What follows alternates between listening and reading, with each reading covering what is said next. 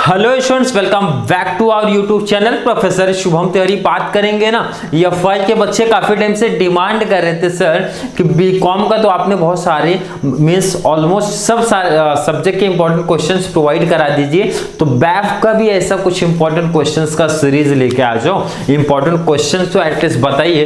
तो देखो 1 से 2 दिन के अंदर हो सकता है, पॉसिबल हो जाएगा तो आज ही, नहीं तो कल कंप्लीट आपका हो जाएगा। जितने भी सब्जेक्ट है ना सबके syllabus, paper pattern, important questions की वीडियो सबको प्रोवाइड करा दूंगा। मतलब #1 और 2 प्रोवाइड करा दूंगा।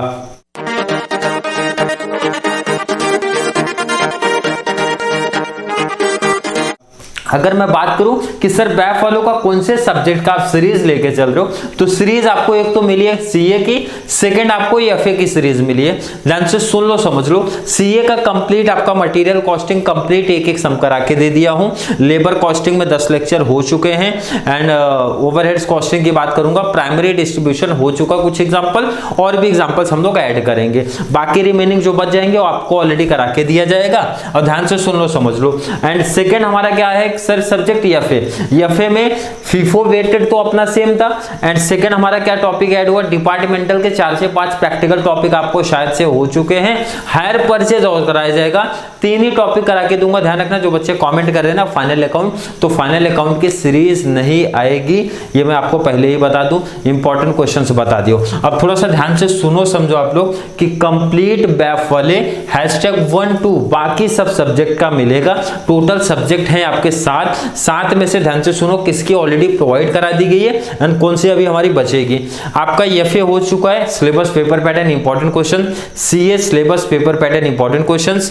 थर्ड हमारा एफएम फाइनेंशियल मैनेजमेंट आपका आएगा, ये आपका सिलेबस पेपर पैटर्न। इसका जस्ट बाद जो वीडियो आएगी ना, आपका सेम सब्जेक्ट पे इंपॉर्टेंट क्वेश्चंस की आ जाएगी। इकोनॉमिक्स का syllabus paper pattern important questions पहले से ही अपलोड है। फाउंडेशन कोर्स बीकॉम बैफ वाले सबको सेम है, तो सिलेबस पेपर पैटर्न वहां पे भी आपका सेम रहेगा। बचेंगे 2 सब्जेक्ट आपका, एक तो बीसी मींस बिजनेस कम्युनिकेशन आएगा, एक नेक्स्ट हमारा आएगा भाई एनवायरमेंटल स्टडी, जो टॉपिक आपका बचेगा, या फिर बिजनेस एनवायरमेंट आई थिंक शायद है आपका नाम, तो वो सब्जेक्ट बचेगा। उसका भी सिलेबस पेपर पैटर्न जस्ट इसके बाद एंड इंपॉर्टेंट क्वेश्चन जस्ट उसके बाद ही ऐड कर दिया जाएगा। मींस देखो इसके बाद ना आपके सिर्फ 2 सब्जेक्ट ही बचेंगे जिसका syllabus paper pattern and important questions के बारे में गाइड नहीं किया गया है।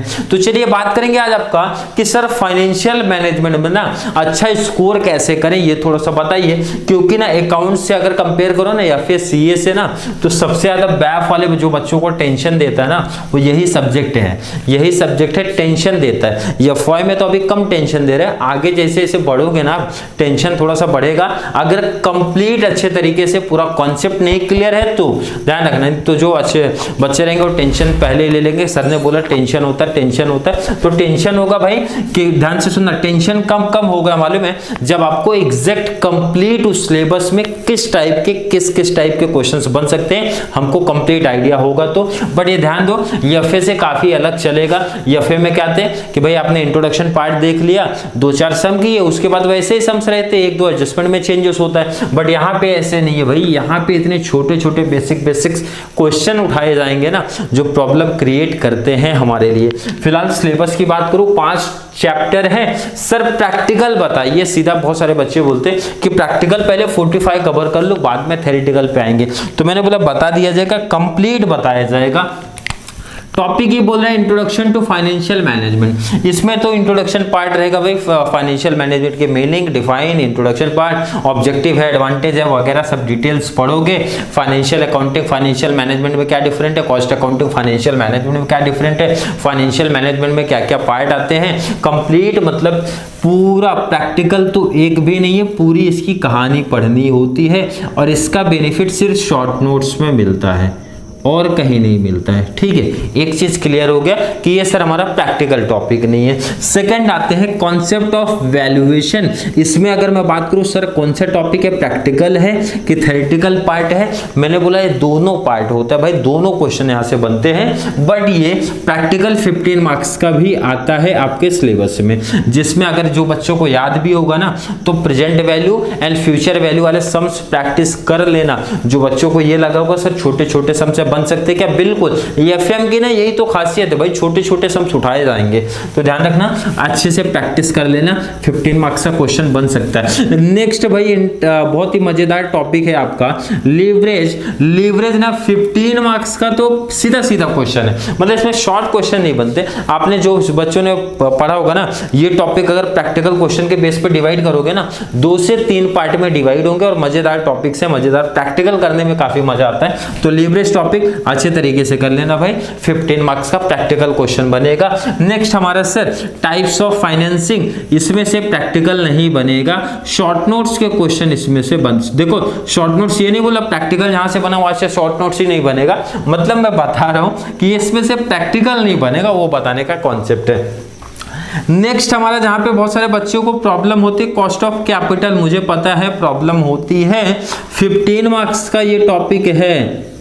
कॉस्ट ऑफ इक्विटी पूछा जाएगा, कॉस्ट ऑफ प्रेफरेंस शेयर पूछा जाएगा, अच्छे से पढ़ लेना। हर एक टाइप के सम बहुत प्रैक्टिकल सम आपके सिलेबस में दिया गया है, अच्छे तरीके से प्रैक्टिस करना अगर अच्छा स्कोर करना है तो। मतलब सर प्रैक्टिकल कहां से पूछेगा? 15 + 15 + 15। क्लियर है? चलिए पेपर पैटर्न की तरफ शिफ्ट होते हैं। सर क्या दिया गया? पेपर पैटर्न सबको पता है सर हमारा 75 का होता है, any 8 out of 10, any 7 out of 10। ये भाई ए भी दिया रहेगा। अब इसमें क्या क्या आ सकता है सर? मल्टीपल चॉइस क्वेश्चंस आ सकते हैं, ट्रू फॉल्स आ सकता है, मैच द पेयर आ सकता है, फिल अप आ सकता है। कितने नंबर का सर? 15 का। 4 में से ना कोई 2 ही पूछा जाएगा, ध्यान रखना। आपको क्या बोला गया भाई? मल्टीपल चॉइस आ सकता है, नहीं भी आ सकता है। सेकंड बोला मैच द पेयर आ सकता है, नहीं आ सकता है। ट्रू फॉल्स दिया, फिल अप दिया, मतलब 4 में से ना 2 आएगा, ध्यान रखना 2 आएगा। और उसमें भी ऑप्शन मिल रहा है भाई एनी 8 आउट ऑफ 10, 10 में से ना 8 कवर कर लो, 10 में से 7 कवर कर लो, 15 मार्क्स ले लो। क्वेश्चन नंबर 2 है ना, क्वेश्चन नंबर 3 है ना, क्वेश्चन नंबर 4 है ना भाई, सेम रूल चलता है, फुल लेंथ के ऑप्शन में फुल लेंथ क्वेश्चन। मतलब सर 15 मार्क्स का 1 क्वेश्चन आएगा क्या? बिल्कुल बिल्कुल बिल्कुल नहीं, ऐसा पॉसिबल नहीं है भाई। ये 10 5 का भी हो सकता है, ये 8 और 7 का भी हो सकता है, बट जो ज्यादा चांसेस है ना वो 8 7 का पैटर्न बनेगा या तो 15 का बनेगा, यही आपका टॉपिक में जो चलता है। ध्यान से सुन लो, समझ लो। अगर ये देखो क्वेश्चन नंबर 2 जो है ना आपके इस टॉपिक से रहता है, मींस कॉन्सेप्ट ऑफ वैल्यूएशन पे रहता है, तो कॉन्सेप्ट ऑफ वैल्यूएशन का क्वेश्चंस देखो तो सर 15 का चांस ही नहीं है, इतने बड़े क्वेश्चंस नहीं है। तो ये 8 7 का पैटर्न लेके चलते हैं, 8 7 यहां रहेगा भाई, 8 7 यहां रहेगा। क्लियर है?